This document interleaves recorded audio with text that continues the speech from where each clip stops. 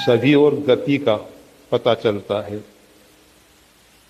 ये अजय है और किसी के कहने में चलता भी है तो सद्गुरुदेव की कृपा से बुद्धि का पता चलता है कि कुबुद्धि कब आ गई है। यदि पात्र चेतन रहा तो ऐसे ही अभिमान भी अविवेकी के चाहे जब हावी हो जाता है,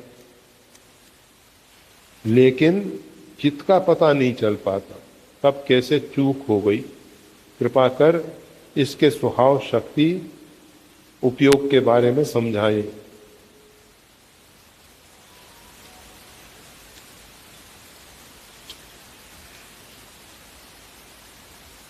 मन बुद्धि चित्त अहंकार अंतःकरण चतुष्टय कहलाता है।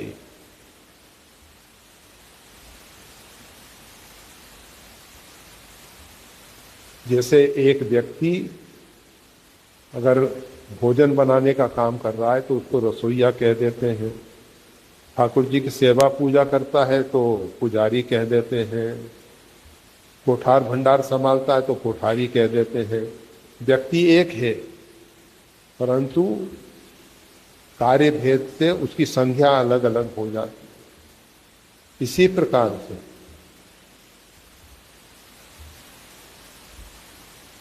ये जो अंतःकरण है, बाह्यकरण में 5 ज्ञानेंद्रिय 5 कर्मेंद्रिय है। अंतःकरण में मन बुद्धि चित्त अहंकार है। एक निरवयव है ये। अभी आपका मन कभी विदेशों में चला जाता है, कभी चांद पे चला जाता है, कहीं सप्तावरण भेद के भगवान के दिव्य धाम साकेत में चला जाता है, कभी गोलोक चला जाता है। मन कहाँ पहुंच जाता है कितने अल्प समय में। अगर ये कोई वस्तु होता तो नहीं जा सकता था। मन एक ऐसी ऊर्जा है, इसके द्वारा निकलने वाले जो स्पंदन है वो बहुत तीव्रगामी होते हैं, बहुत तेजी से चलने वाले होते हैं।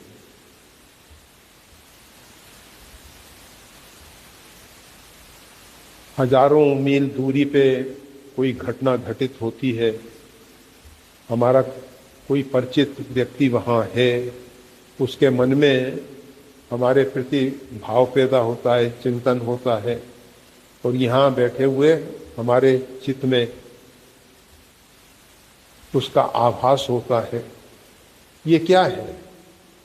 वहाँ के निकले हुए स्पंदन जो है यहाँ आके अपना प्रभाव डाल रहे हैं।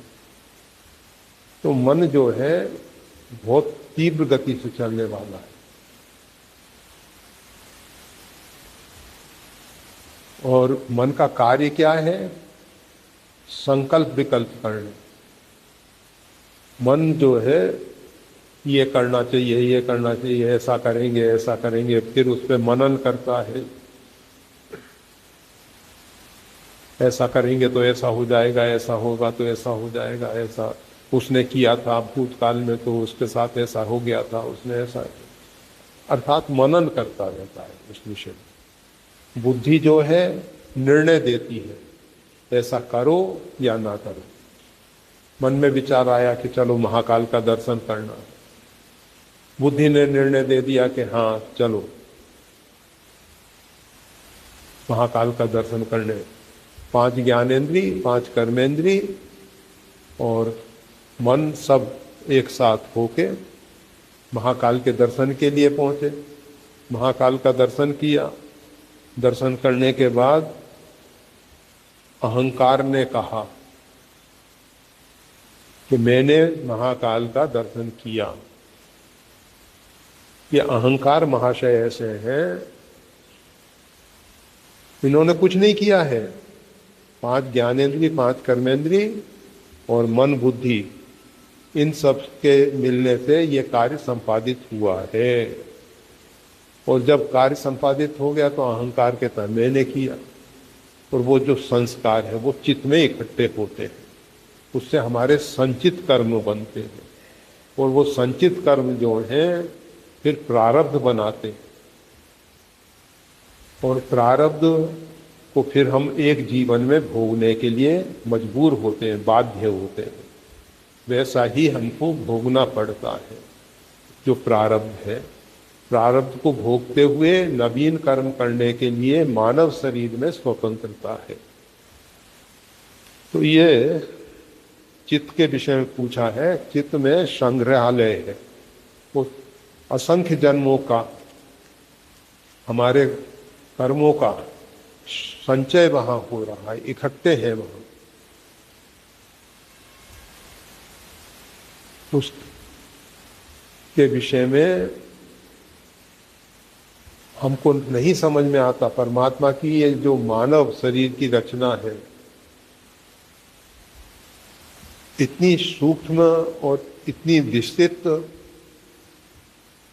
उसकी जो व्यवस्थाएं हैं, आज कंप्यूटर ने इतना सब कुछ कर दिया, फिर भी उसके स्मृति में जितना नहीं रह सकता, हमारे चित्त में उतना भरा हुआ है।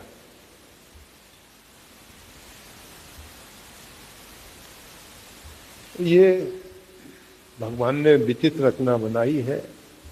अब उसका चित्त का, इसीलिए